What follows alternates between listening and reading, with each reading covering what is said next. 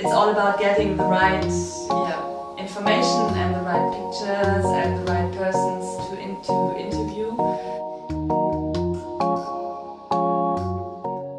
I'm Ursula Duplantier. I'm a German journalist. I'm working in Marseille for the radio stations mainly, but also for TV sometimes. So I treat all sorts of subjects, cultural subjects, political subjects, what else? Things about the city, things about nature, anything which sounds interesting for me. Who are you? So my name is Adele. I'm an English teacher. I joined the association not too long ago, like a month ago.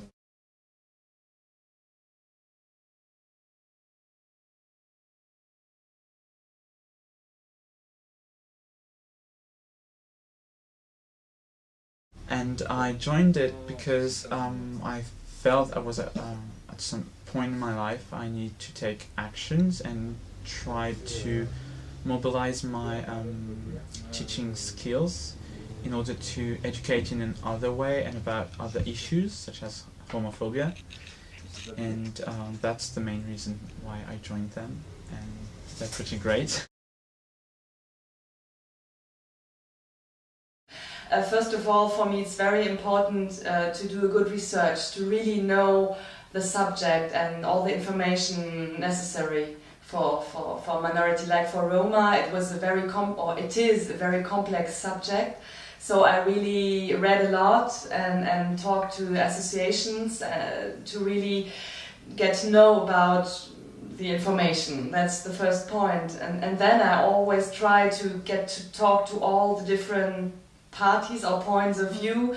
Like on the one hand there are the Roma, on the other hand there are the associations, and on the third hand there are the politicians which decide about the Roma. So for me, I try really to get a complex view of the subject in order to be as neutral as possible, which is quite difficult, for example, when reporting about Roma, but I try my best. So those two things I think is the most important.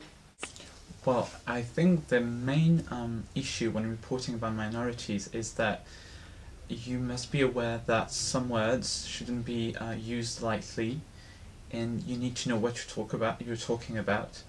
And for instance, the trap could be that you use a word or a cliche without knowing for sure that it actually fits the situation or the person you're talking about.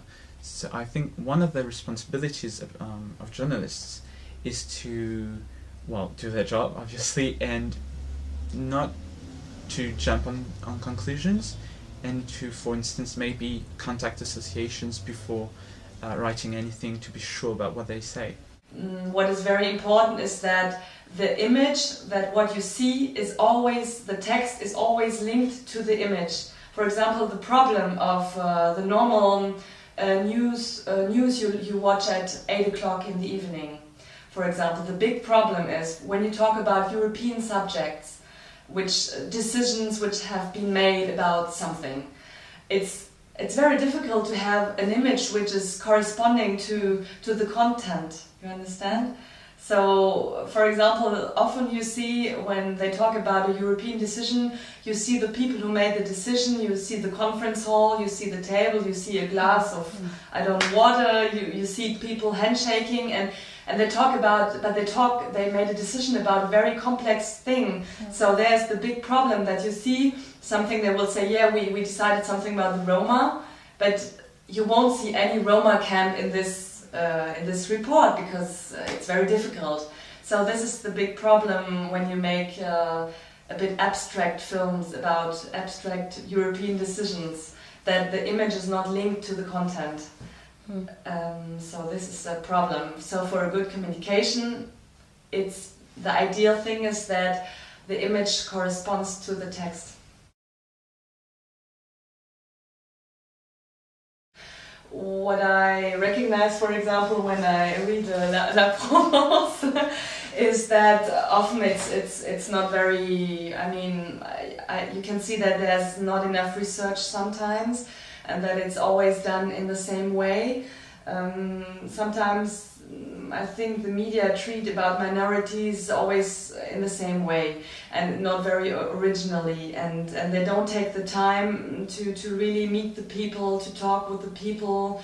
It's always, or not always, often when I talk about this journal from the same point of view, and it's not. Yeah, I would wish that the journalists take more time to do good research and to meet the people who are concerned, and yeah, I think it's very nowadays is a bit tricky because you have a general movement of tolerance and acceptance, which struggles still. And at the same time, you have the easiness of cliches and representations because they help selling. And I think today is a crucial moment where we have to be aware of balancing one's opinion.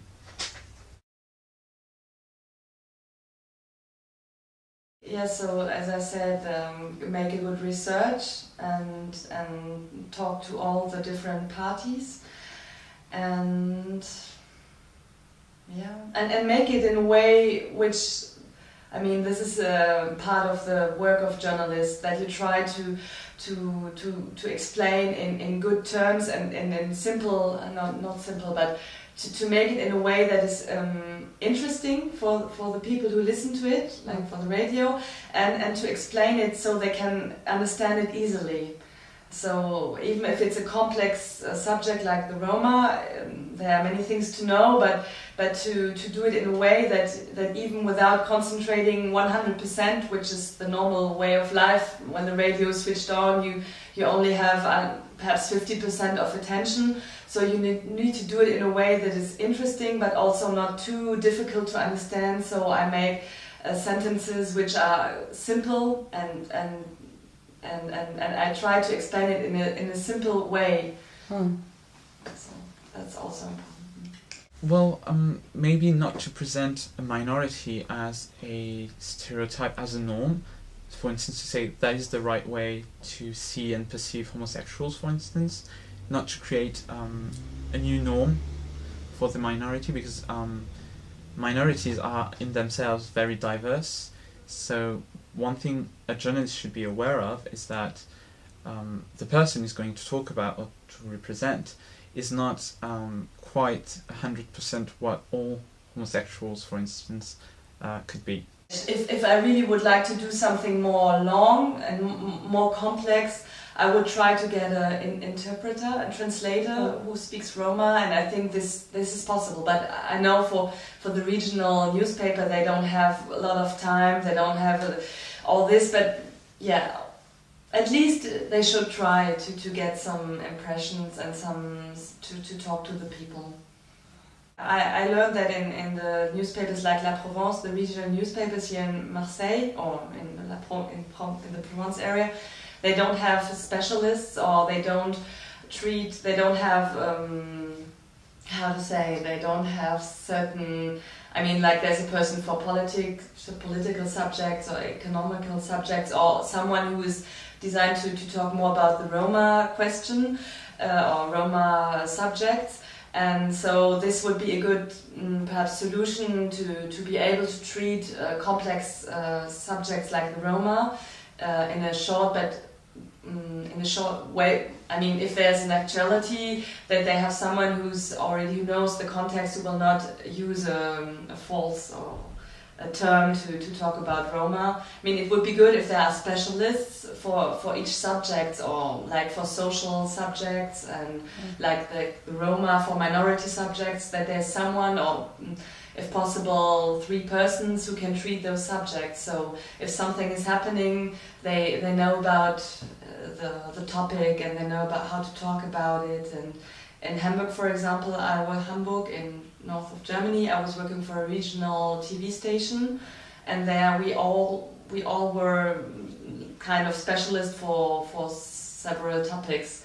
I mean, for example, I was like more for cultural or social topics, or there were persons who were working for the economic topics, and so I think this is a good way of being capable to react in a short time.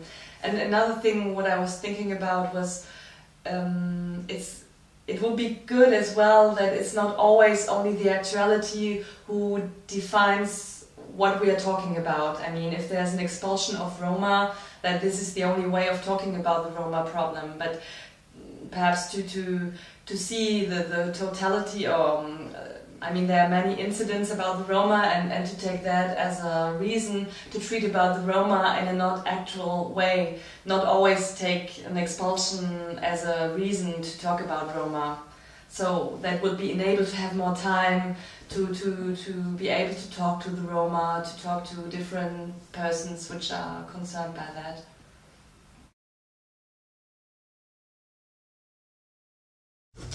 Well, if you take the example of images and photos, for instance, the main problem is that if you have as a policy to constantly represent a minority with such or such this or that image, you might fall into the trap I talked about earlier, which is like sticking a certain group of people to a cliché vision of what they are or might be.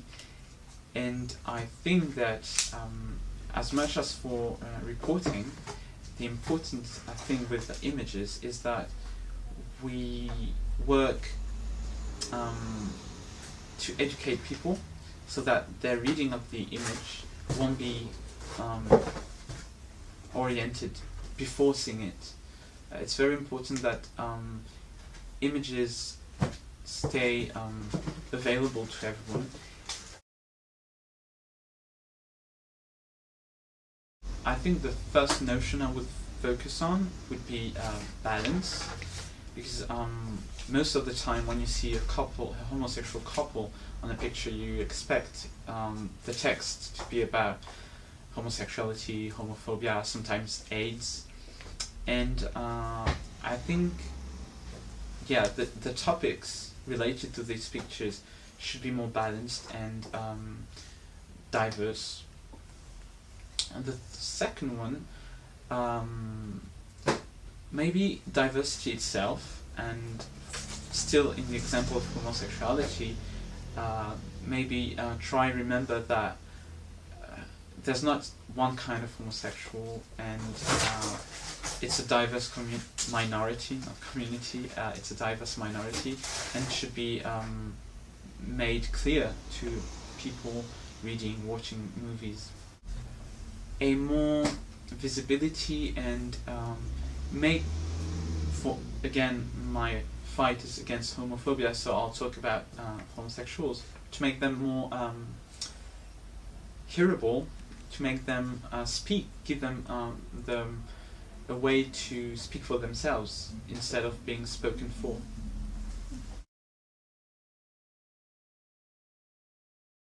Yeah, I think it's all about education. There's nothing wrong with images, it's the way we see them that makes them wrong or bad. So it shows that there's a lack of education of the general public that needs to be treated and acted upon.